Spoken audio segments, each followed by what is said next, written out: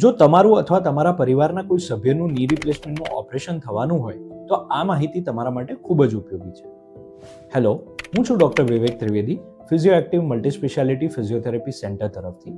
ઘણા લોકો એવું માને છે કે ફિઝિયોથેરાપી એ માત્ર ઓપરેશન પછી જ જરૂરી હોય છે, પરંતુ હકીકતમાં ની રિપ્લેસમેન્ટ ઓપરેશન કરાવતા પહેલા ફિઝિયોથેરાપી કરાવવાથી સર્જરી પછીની રિકવરી વધુ સારી અને ઝડપી બની શકે છે. સર્જરી પહેલાની ફિઝિયોથેરાપીને પ્રિહેબિલિટેશન અથવા પ્રીહેબ કહેવામાં આવે છે. આ દરમિયાન ઘૂંટણની મૂવમેન્ટ સુધારવા, તેની આસપાસના સ્નાયુઓને મજબૂત બનાવવા અને તેની ક્ષમતાનો વધારો કરવા માટેની ખાસ કસરતો કરાવવામાં આવે છે. જ્યારે સર્જરી પહેલા તમારા સ્નાયુઓ મજબૂત હોય છે, ત્યારે ઓપરેશન પછી ઊભા થવું, ચાલવું, સીડી ચડવી અને રોજિંદા કાર્યો ફરીથી શરૂ કરવા ખૂબ જ સરળ બને છે, જેથી સર્જરી પછીનો આત્મવિશ્વાસ પણ વધે છે.